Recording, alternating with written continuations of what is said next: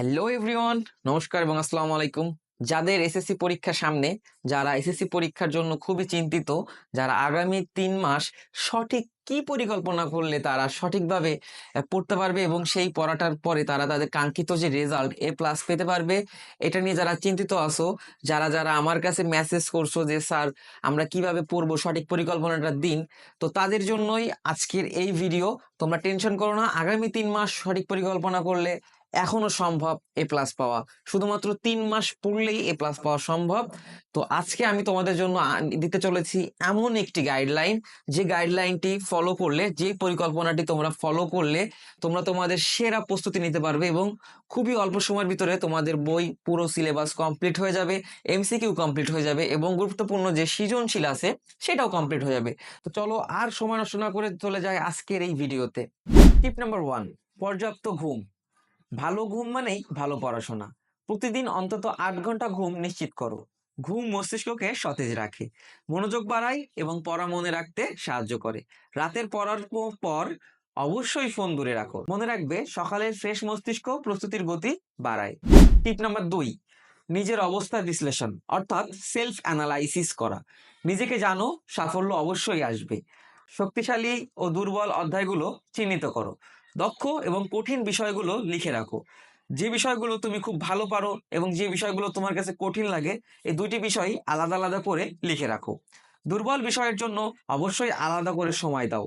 মনে রাখবে, আত্মবিশ্লেষণ ছাড়া প্রস্তুতি অসম্ভব।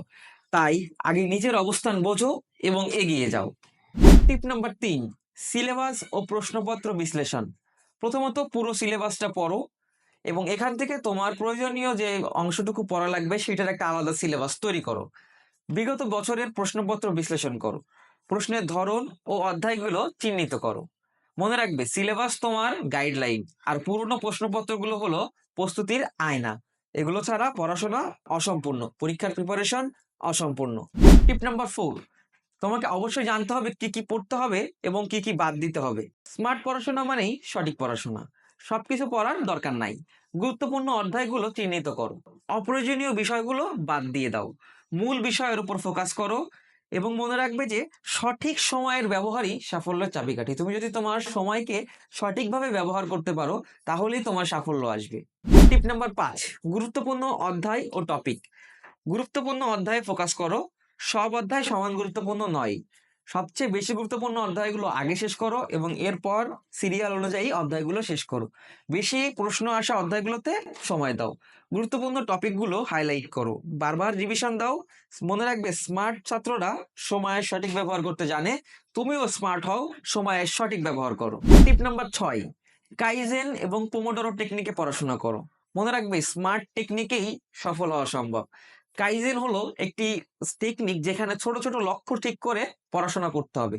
তুমি পুরো সিলেবাসটাকে একটা ছোট ছোট অংশে ভাগ করো, ডেইলি একটা ছোট ছোট লক্ষ্য বা একটা টার্গেট ফিক্স করো এবং সেই টার্গেট অনুযায়ী পড়াশোনা করো।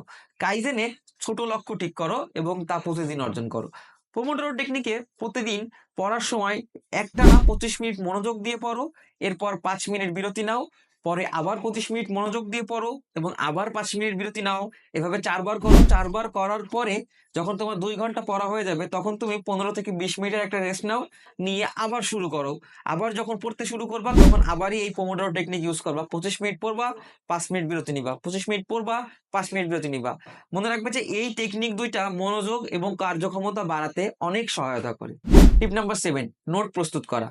অবশ্যই ভালো করে নোট প্রস্তুত করতে হবে এবং বর্তমানে যেহেতু তোমার কাছে খুবই সময় কম, সেহেতু তোমাকে স্মার্ট নোট তৈরি করতে হবে। স্মার্ট নোটে অবশ্যই গুরুত্বপূর্ণ পয়েন্টগুলো লিখে রাখবে এবং হাইলাইট করে রাখবে। মনে রাখবে যে রিভিশন সময় বাঁচায় এবং তোমাকে সহজে পড়াগুলো মনে রাখতে সাহায্য করে। তাই অবশ্যই তোমাকে নোট প্রস্তুত করতে হবে এবং নিজেকেই প্রস্তুত করতে হবে। টিপ নাম্বার 8, দৈনিক রুটিন তৈরি করা। রুটিন মানেই সাফল্য। বাস্তবসম্মত রুটিন তৈরি করো, যা তুমি অর্জন করতে পারবে, যেটা তুমি কমপ্লিট করতে পারবে। সকালে ঘুম থেকে উঠে কঠিন বিষয়গুলো পড়ো এবং দুপুরের দিকে যেগুলো তোমার কাছে সহজ লাগে সেই সাবজেক্টগুলো পড়ো এবং রাতে অবশ্যই রিভিশন রাখো। তোমার রুটিনে এই 3টা জিনিস অবশ্যই রাখবা। সকালে কঠিন বিষয়গুলো পড়বা, দুপুরে হালকা বিষয়গুলো পড়বা, রাতে রিভিশন দিবা। মনে রাখবে যে যত তুমি কম চাপ নিবে, তত তোমার পড়ার মান উন্নত হবে এবং তত বেশি তুমি ভালো প্রিপারেশন নিতে পারবে। টিপ নাম্বার 9, পুষ্টিকর খাবার। দেখো আমরা সবাই জানি পুষ্টি ছাড়া শক্তি নেই। তো প্রথমতই স্বাস্থ্যকর খাবার খেতে হবে এবং পড়াশোনার পাশাপাশি মাঝে মাঝে প্রচুর পানি পান করতে হবে। হ্যাঁ, তবে একবারে অনেক বেশি পানি পান করা যাবে না, মাঝে মাঝে অল্প অল্প করে পানি পান করতে হবে। ফল, বাদাম, শাকসবজি এগুলো খেতে হবে। জাঙ্ক ফুড, তেলে ভাজা খাবার এগুলো অবশ্যই ত্যাগ করতে হবে, এগুলো খাওয়া যাবে না। ভাজা পোড়া খাবারগুলো এড়িয়ে যেতে হবে এবং মনে রাখবে সুস্থ শরীরেই সফলতা সম্ভব। তুমি যদি সুস্থ না থাকো তাহলে তোমার প্রিপারেশন খারাপ হবে, তোমার পরীক্ষাও খারাপ হবে। টিপ নাম্বার 10, রিভিশন। দেখো রিভিশন ছাড়া প্রস্তুতি অসম্পূর্ণ। প্রতিদিন অন্তত 30 মিনিট রিভিশন দাও এবং সপ্তাহে 7 দিনের মধ্যে একদিন রাখো যেদিন তুমি পুরো রিভিশন দিবে। পুরোটা দিন বিগত 6 দিন ধরে, বিগত কয়েক মাস ধরে যেগুলো তুমি পড়ছো সেইগুলো রিভিশন দিবে। রিভিশন না করলে পড়া ভুলে যাওয়া কিন্তু স্বাভাবিক। তো নিয়মিত অভ্যাসে পরিণত করো রিভিশন দেওয়াটাকে এবং রিভিশনই তোমার সফলতার চাবিকাঠি। টিপ নাম্বার 11, পড়ার উপযুক্ত পরিবেশ তৈরি। দেখো পরিবেশ অবশ্যই গুরুত্বপূর্ণ। তো পড়াশোনা করতে গেলে অবশ্যই তোমাকে একটি শান্ত পরিবেশ সৃষ্টি করতে হবে। মোবাইল ফোনে পড়াশোনা করলে মোবাইল ফোনে নোটিফিকেশন অফ করে রাখতে হবে। আর যদি অফলাইনে পড়াশোনা করো তাহলে মোবাইল ফোনটা অফ করে রাখতে হবে বা সাইলেন্ট করে রাখতে হবে। এবং যেখানে তুমি পড়াশোনা করবে সেখানে আলো এবং বসার ব্যবস্থা সঠিক করতে হবে। দেখো অবশ্যই পড়ার টেবিলে বসে পড়তে হবে। এই কয়দিন খাটের উপর বসে পড়া যাবে না, বিছানার উপর পড়া যাবে না। মনে রাখবে পড়ার উপযুক্ত পরিবেশ পেলে তোমার পড়াতে মনোযোগ বাড়বে এবং তোমার পড়া মনে রাখাও সহজ হয়ে যাবে। তো সর্বশেষ এবং 12 নম্বর টিপটি হলো মানসিক স্বাস্থ্য ঠিক রাখা। দেখো শারীরিক স্বাস্থ্যের সাথে সাথে মানসিক স্বাস্থ্য অবশ্যই গুরুত্বপূর্ণ। মানসিক স্বাস্থ্যকে অবহেলা করা যাবে না।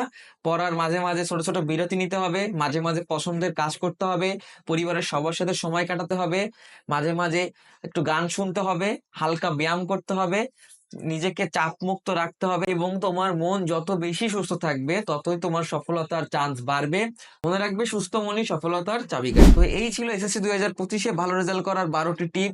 তো আরেকটি বোনাস টিপ দিচ্ছি, সেটা হচ্ছে যারা ইসলাম ধর্মের আছো তারা অবশ্যই নামাজ পড়ার চেষ্টা করবা এবং যারা অন্যান্য ধর্মের আছো তারা অবশ্যই ধর্মীয় যে প্রার্থনাগুলো আছে সেগুলো করার চেষ্টা করবা। এতে তোমার মন শান্ত থাকবে, মন ভালো থাকবে এবং তুমি একটা মানসিক শান্তি অনুভব করবা এবং তোমার প্রিপারেশন নিতে এটা অনেক বেশি তোমাকে সাহায্য করবে। তো আজকের ভিডিও এই পর্যন্তই। এতক্ষণ সাথে থাকার জন্য ধন্যবাদ। দেখা হবে নেক্সট ভিডিওতে।